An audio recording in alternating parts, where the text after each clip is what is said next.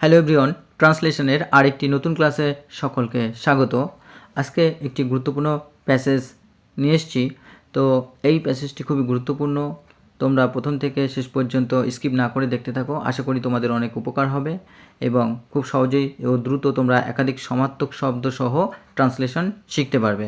তো চলো, প্রথমে আছে আমার জন্মের কয়েক বছর পূর্বে হইতেই আমার পিতা দেশ ভ্রমণে নিযুক্ত ছিলেন।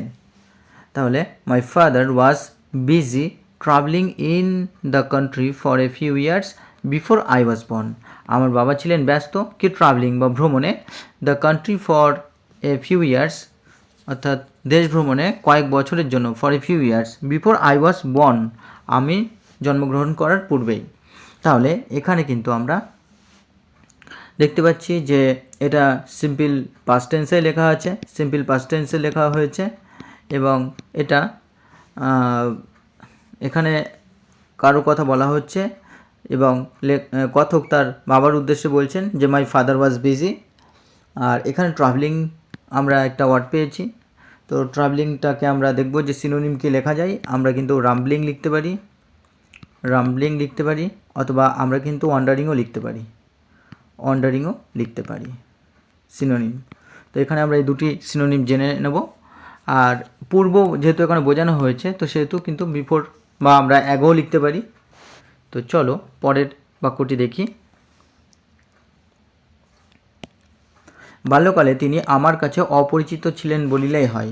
তাহলে ইটস সেফ টু সে, এটা বলা নিরাপদ বা এটা বলতেই পারি that he was a stranger, সে একজন অপরিচিত ছিলেন, টু মি আমার কাছে, ইন মাই চাইল্ডহুড আমার শৈশবে। তো এখানে আমরা দেখতে পাচ্ছি স্ট্রেঞ্জারের সিনোনিম কি দেখব। স্ট্রেঞ্জার হচ্ছে আমরা বলতে পারি যে আননোন অর্থাৎ অপরিচিত।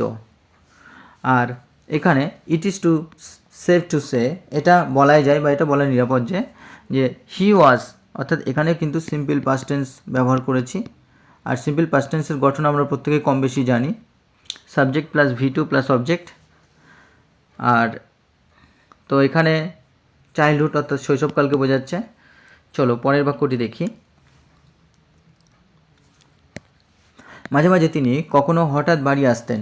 তাহলে sometimes he would come home suddenly অর্থাৎ হঠাৎ, আর সামটাইমস হচ্ছে মাঝে মাঝে, আর হি উড কাম অর্থাৎ তিনি আসতেন। তাহলে আমরা যখন অতীতকালের কোনো কাজ, অভ্যাসগত কাজকে বোঝাবো, তখন কিন্তু আমরা ইউজ টু অথবা উড ব্যবহার করে থাকি।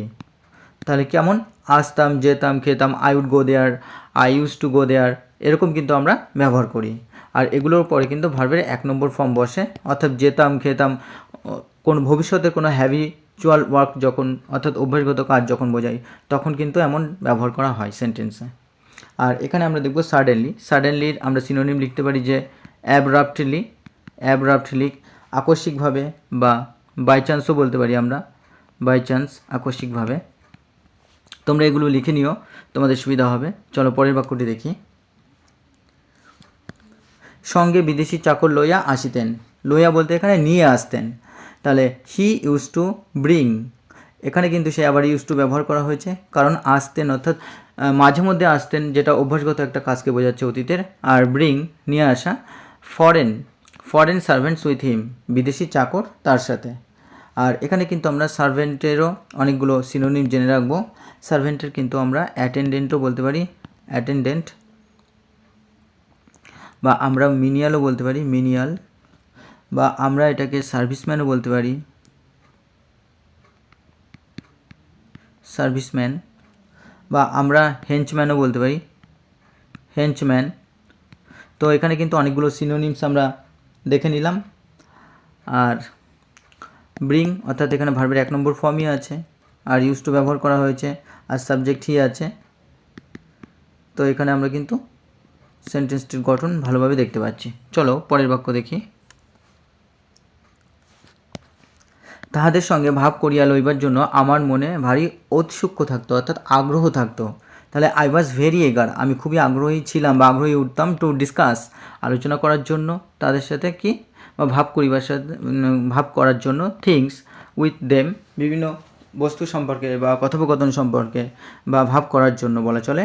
তো এটাও কিন্তু পাস্ট টেন্সে, সিম্পল পাস্ট টেন্সে আছে। আর এখানে আমরা এগার দেখতে পাচ্ছি, এগারকে আমরা বলতে পারি excited. I was very excited বা আই ওয়াজ ভেরি কিন, কিন বলতে পারি আগ্রহী, বা ইমপেশেন্টও বলতে পারি,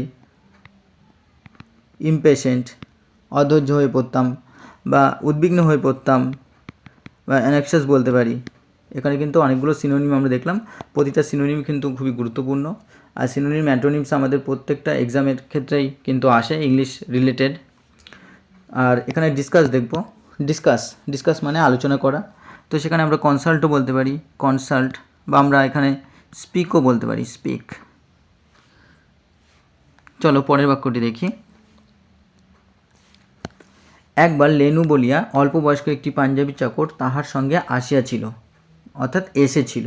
তাহলে অনস একদা বা একবার এ ইয়াং পাঞ্জাবি সার্ভ্যান্ট, একজন অল্পবয়স্ক পাঞ্জাবি চাকর নেমড লেনু, যার নাম হচ্ছে লেনু, কেম উইথ হিম, তার সাথে এসেছিলেন।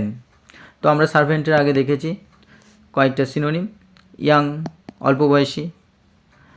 তো চলো পরের বাক্যটি আমরা দেখি।